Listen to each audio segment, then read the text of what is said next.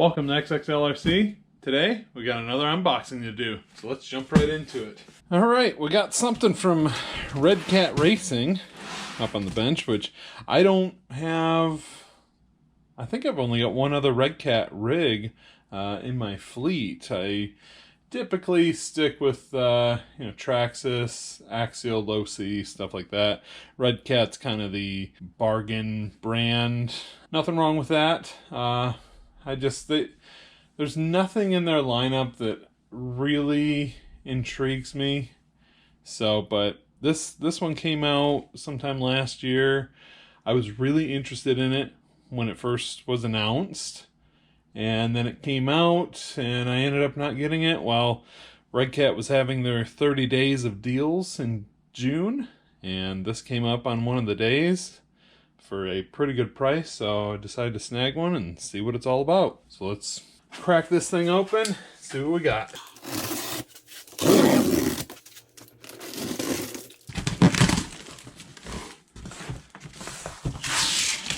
Oh yeah, got the Marksman.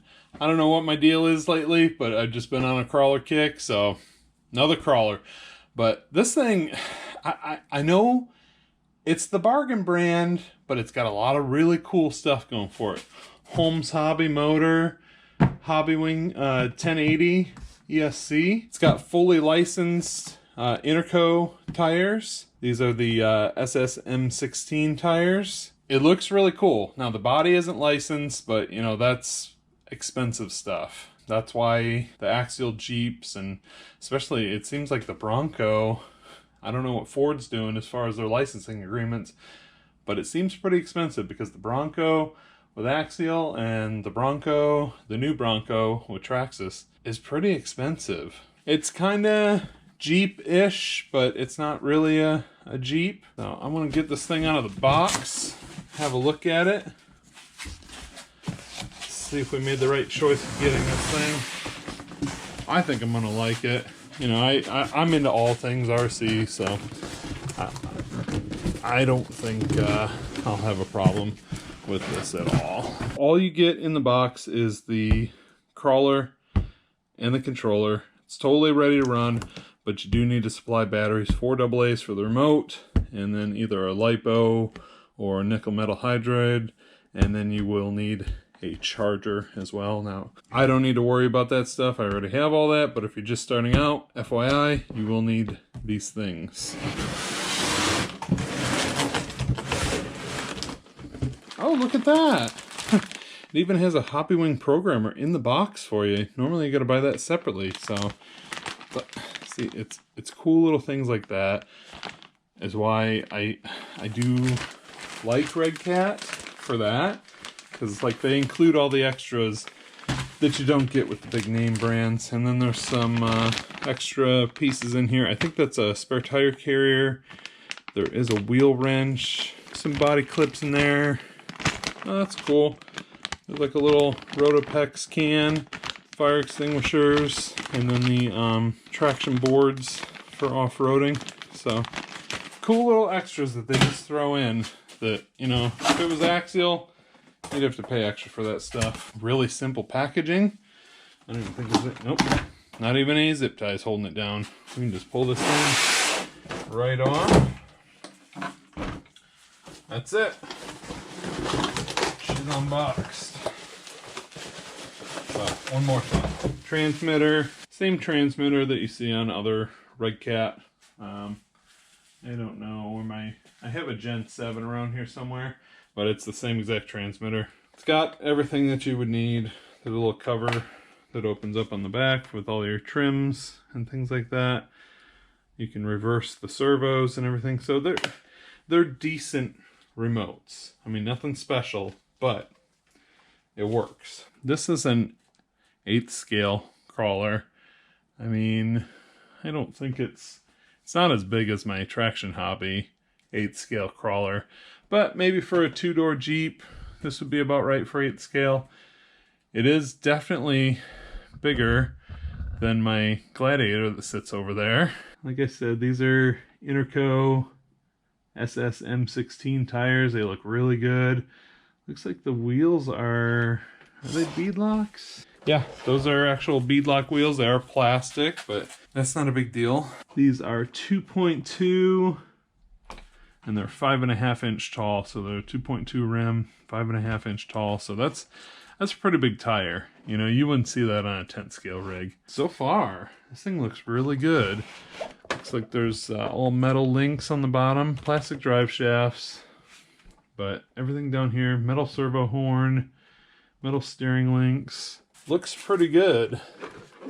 Let's pull this body off, see what that looks like. There's an interior somewhat, it's just molded into there. About the whitest driver I've ever seen. I guess you could paint him. And his very white hat. I love the color of this body. Now it's actually painted on the outside, this green color, which is abnormal for a Lexan body. But the reason they did that is the inside is painted like this rust color. So as and you can already see it right here, it got some rubbing on it during shipping. Anywhere that this green paint gets scratched off looks like a rust spot. I think that's just a really cool little scale detail. So if you're out running this thing around and you roll it over or you scrape up against some rocks, it'll be like, you know, a full-size car. That exposed metal will rust. Now this will rust immediately because it's just showing that color through. But very cool. Has a molded plastic front grille. There's spots for LEDs in there. Got the molded plastic roll cage. Molded plastic mirrors with the mirror sticker on there, and then the molded plastic windshield wipers. So it's got some cool little scale details.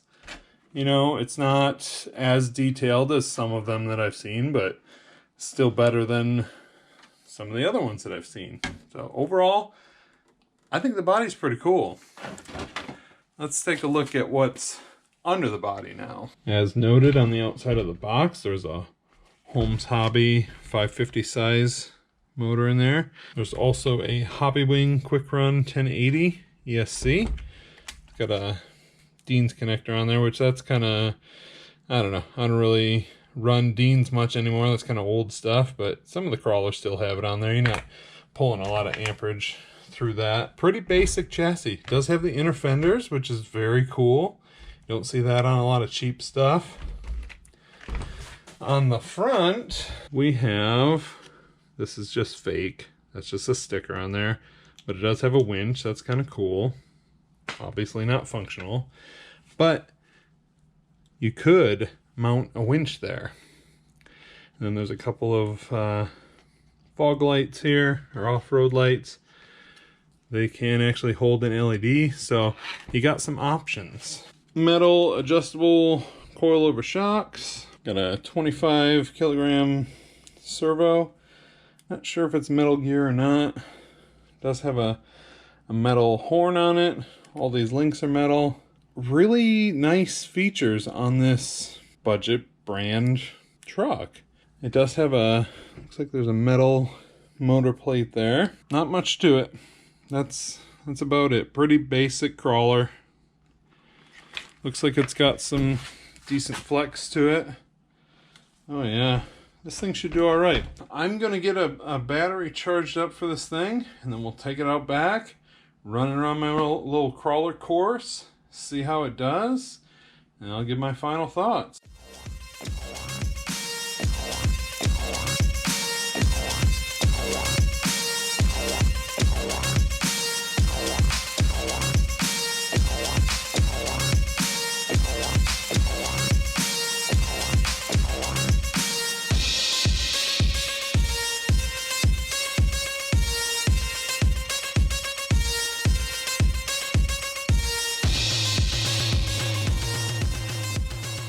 Got our battery charged up. This can do either 2 or 3 cell LiPo. If you are going to run a LiPo battery, it does have the low voltage cutoff. It comes with that turned on from the factory. If you can run nickel metal hydride, just use the provided programmer to turn off the low voltage detection. So what we're going to use are these Florian 3 cells. I happen to have one that I didn't cut the DNZ off of yet, so got that charged up. See how it fits. Oh yeah, perfect size. So strap this thing down. Just got a couple Velcro straps here. Plug up our Dean's connector. We're ready to rip. Got 4 AA's in our transmitter. Just flip open this cover. Little on-off switch here. Power button over here.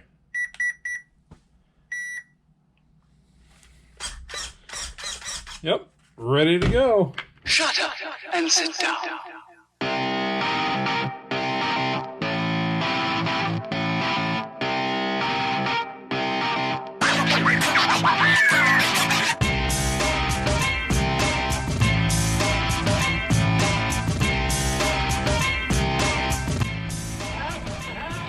First thing I noticed right off the bat, that Holmes motor is kind of loud actually.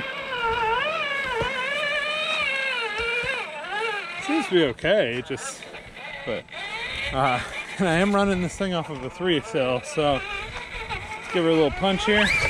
Oh yeah. Ooh. That drag brake is something else on a 3 cell.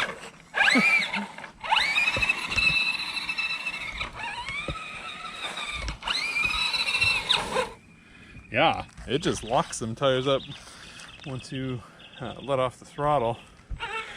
So let's take her over here, try it on a little crawler course. Definitely doesn't have the same turning radius. It's you got to do some back and forth a little bit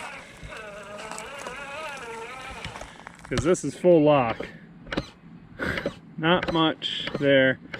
So maybe I just need to set the end points or something.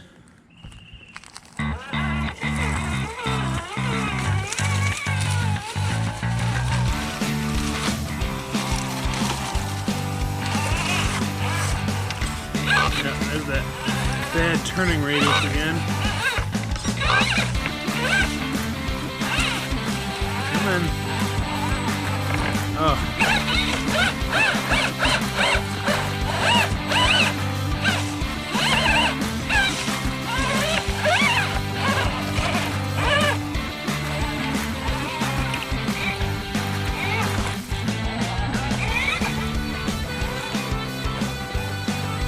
Articulation, tuck those tires right up. Not much rub on the body. Oh yeah. Good. Go through here without much problem. It's like our got a little damage on our seesaw, so now it doesn't reset because it's missing. So we'll have to fix that.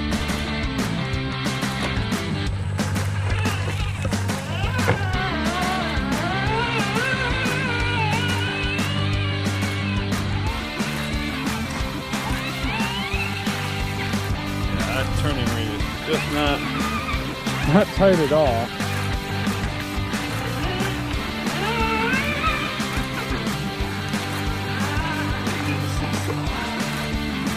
Oh, yeah, with these, those big tires, shorter wheelbase, no problem. Of course, I can't turn tight enough to get out of here.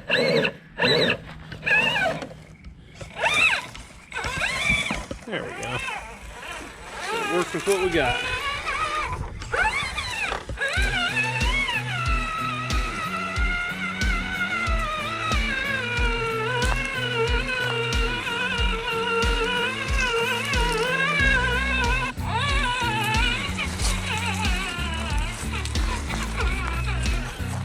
Let's try the little stump. Up on the bumper just a little bit. There we go. No problem. So it tucks that tire right up in the fender. Little bit of rub, but nothing that's gonna hang us up.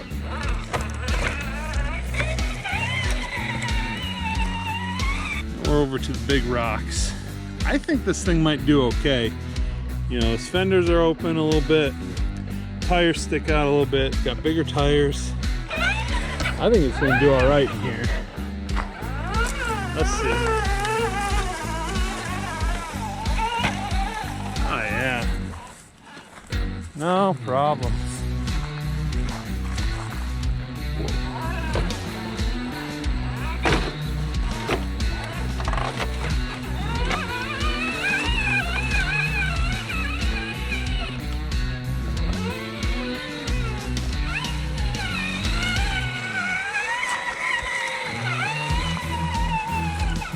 Try this. The front entrance here.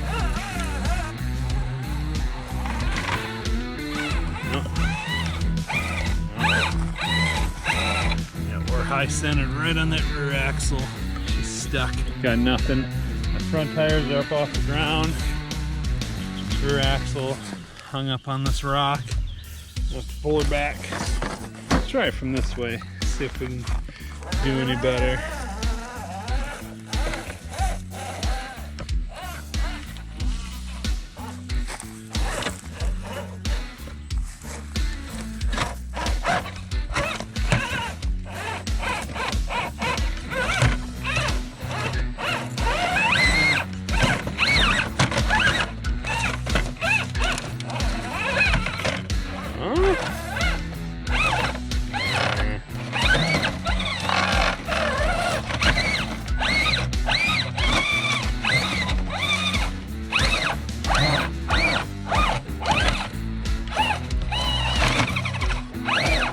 This is quite a predicament here. I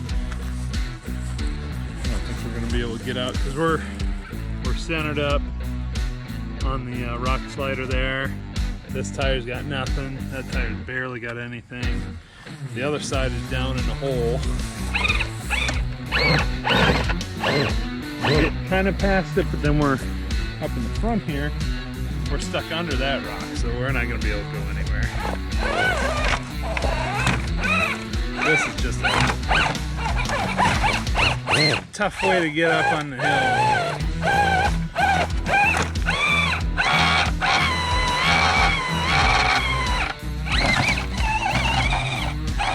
Yeah, we're gonna have to help her out.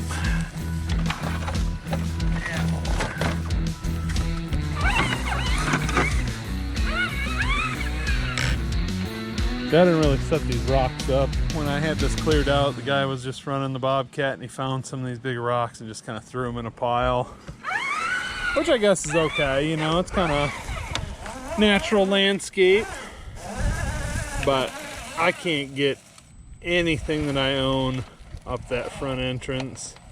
This is pretty nice back here. So maybe what I'll do is I'll fill this in a little bit with some of the these smaller rocks. It crawls pretty good right over that. The tent scale rigs can't really do that.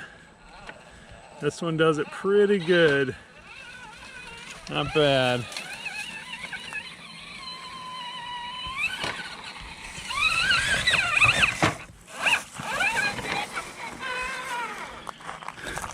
A little bit of stuff happening in the front there.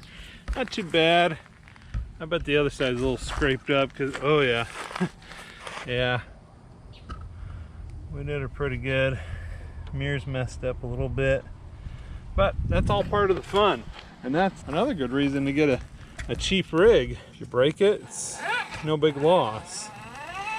Parts are cheap.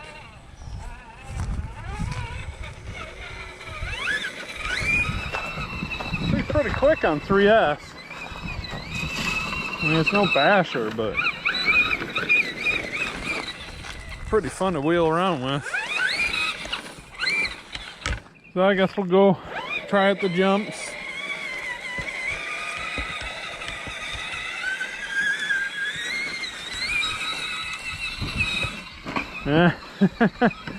Not much there. It's quick for a crawler, but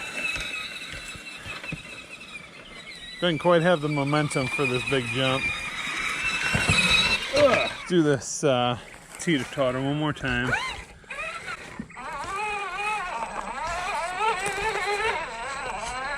with ease. That's it. First run of the Redcat Marksman 1/8 scale crawler. Overall, I'm pretty impressed with it.